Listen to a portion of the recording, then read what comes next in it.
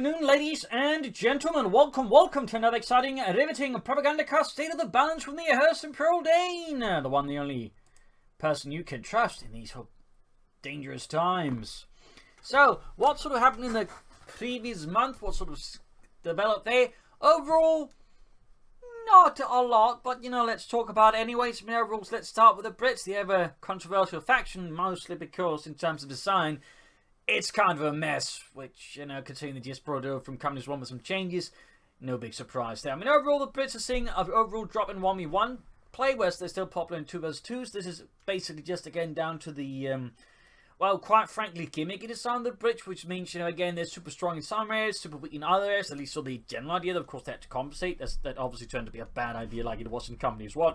Problem is, again, they pushed it too far with the recent changes, had to nerf it, and then the thing is, they kind of made them not nearly as good in 1 vs 1s anymore because they couldn't just super rely on certain things anymore, which gives the other players more time to exploit the British faction's weaknesses. So while they're still, recently then, there's still some play compared with the Brits and the American, not the Brits, but the Surge and the Americans, my apologies there. They're seeing overall less play because, again, those factions are just more well-rounded, even like they don't have super bulletproof infantry. You can react better to different developments and shifts in the battlefield conditions. So in 1 vs 1s, they just less play because, again, if they get wrong-footed, they're in a really bad place.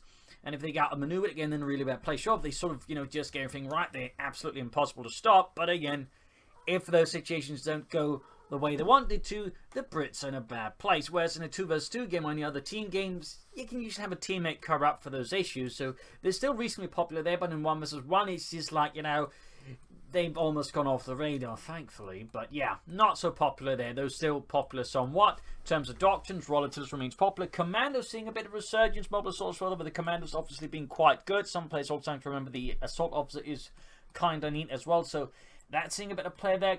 Otherwise, Comets sort of tends to be the late game that is being rushed for at the moment. Quite popular there, obviously.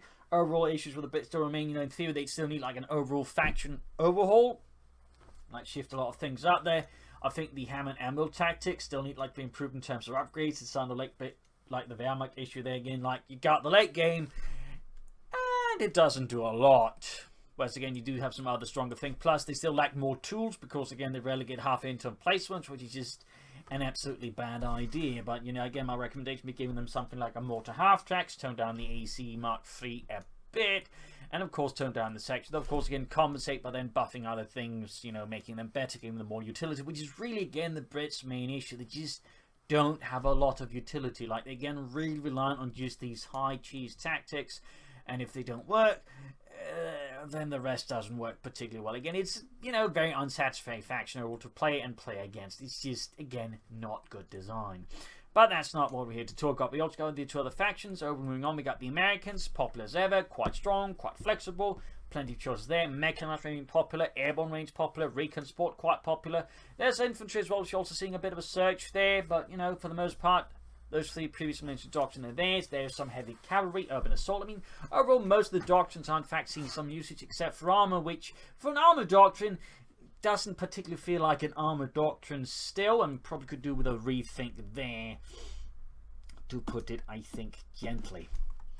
But otherwise, again, they're pretty strong. They're quite capable of doing things. They go for captain, they go for lieutenant, particularly on 1 vs 1. Lieutenant is popular in team games, captain is popular. The pad cards in team games are still, I think, overtuned. Though in 1 vs 1s, it's probably more fair and balanced. Anti-aircraft half attacks still remain a bit of a mystery overall in terms of how that's supposed to be entirely fine, but God's peace with that, as we say in Denmark.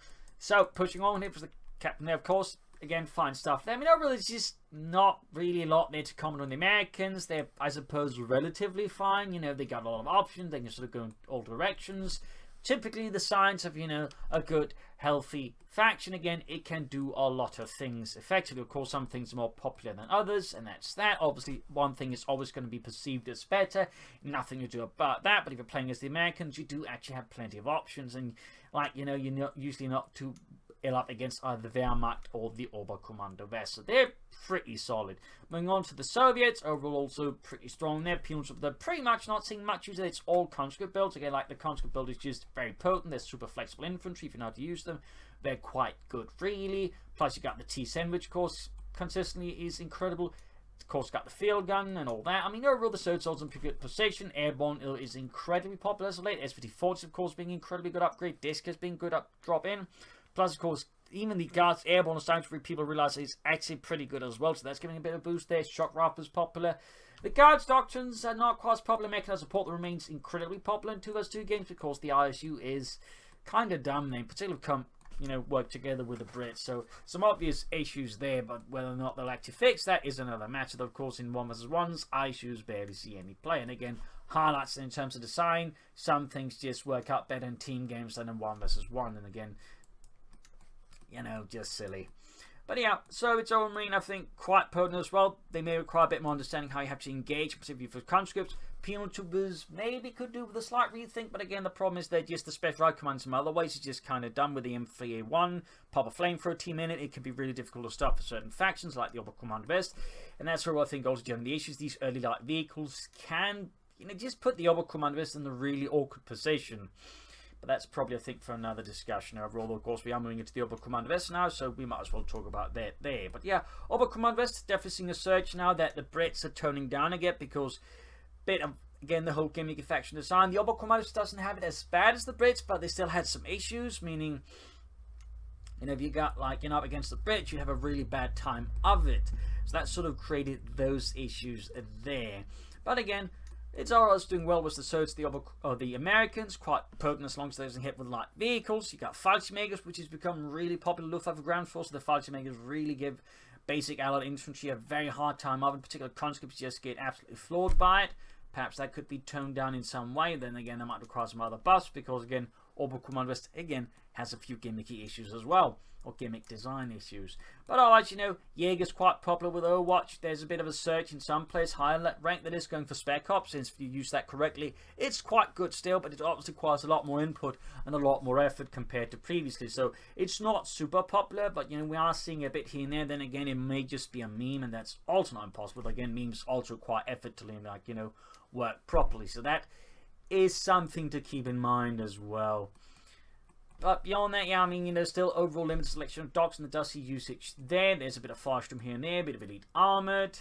Faction tends to rely heavily on the Panther 4. Panthers occasionally uses Jagdpanzers are still not really popular. Probably feel too clunky to cost it, a bit hard to say there. The Jagdpanzer's just sort of been in a weird spot since, well, really almost forever, since initially it was incredibly good, and then it got nerfed, and then it just never really got anything. And the King Tiger's still stuck in this spot where it's just, it doesn't feel particularly great because just anti-tank guns can easily shut it down. It needs something extra. Either some really potent abilities, so at least that way you just can't roll it in, but then though it's cost or something, but it needs something. Again, a lot of heavy armor still remains not very good because anti-tank guns just shut them down too easily in terms of that. Again, in terms of investment, it requires less investment effort to shut down your heavy tank than it is to get it, and that I think just overall puts a hard cap on most heavy tanks. In 1vs1 you're not seeing IS-2s, Pershings, King Tigers, Tiger tanks, Tiger A's. Just most of the heavy armor is increasingly just pushed off the field and off the meta because again, bring in 2 anti-tank guns and it's toast. So again, a bit of an issue there. Plus again, the Oberkommando has issues with light vehicles in the early game because again, either it's Dodge trucks or it's M3A1, so it's the universal carrier for its Brits, and the Oberkommando does not have any good reliable response to it, and that does not create some issues there for the Oberkommando West. So in that regard, I think you just need to add the Panzerfaust to the Volkskanisen and go, right away without requiring a building, just go, well, yeah, turns out we can't give up our Panzerfaust if we insist on giving all the allied factions light vehicles, and those just utterly crush the Oberkommando West. It's just not good and sane design. Moving on to the Wehrmacht,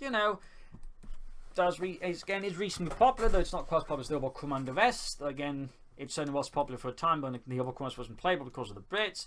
Overall, the Wehrmacht, still has its issues. Wehrmacht late game is kind of, at least it sees some usage now, though I'm fairly personally still convinced Tier 3 is overall just better, but it sees play there. Overall, doctrinal choice is mostly centered around Osttruppen, German infantry and defensive, because right now one of the Wehrmacht main issues remains still early game is kind of with the Grenadiers, because you have to build the infantry company, then you have to build them, meaning the Grenadiers just tend to lag behind. So you want the Grenadiers to be really, really good. You want to get Austrian match, you don't have to bother with the Grenadiers.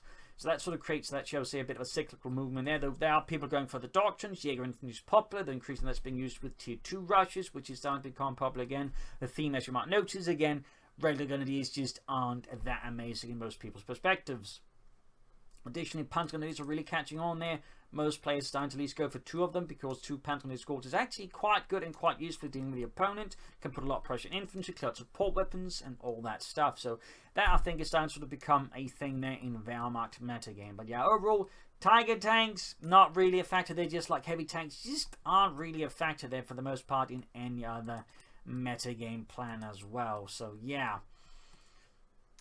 ultimately no surprises there, but for the most part, some flexibility, but again, it's very much centered around doctrines that provide you with, anything but grenadiers, like making assault also some usage because the assault grenadiers, but even that is not too popular. So there are definitely, I think, some things that need to be considered with the grenadiers. Again, the MG42 is meant to work with the grenadiers, like maybe give the grenadiers some sort of buff against units being fired at by the MG42 team. That could be an idea, but something could happen there. But beyond that, not much else I think to say. I suppose the Wehrmacht could argue to be, in air quotes, relatively fine, though obviously it still needs a bunch of work, and I still feel like Wehrmacht tier 4 remains.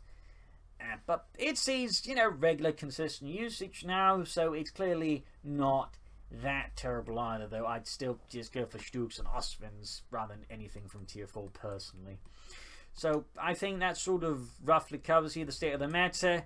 Not great, not terrible, 3.6, you get the idea. Obviously there are significant issues below the surface. It's very much, I would say, one of these highly tenuous balance situations of Relic says, oh well, everything has like a 50-50 win rate, nothing's out of whack. Sure, but it's sort of one thing, like if anything goes slightly wrong, or if any discovery made, so things could quickly just blow out of control. Again, it's the sort of 3.6, not great, not terrible. Sure, if you're ignoring a lot of underlying fault lines and issues, yes, it's fine, and that's not graphite that's out there on the ground, and the core has totally not exploded. But again, you could technically argue things are sort of fine. But again, you're squinting and you're ignoring a lot of elements. And again, you have to accept the Brits just, are not meant to be a playable faction 1 versus 1 without it also just being an absolute awful mess to play against. Like, again, there's just these sort of many design and balance issues that keep cropping up, like very ugly things, and so design flaws in RBMK reactors. So there you go. Hopefully you learn a bit from this. Again, overall not a lot has changed, and again, we could technically argue things are balanced, but again, it requires a lot of squinting and a lot of ignoring of certain things.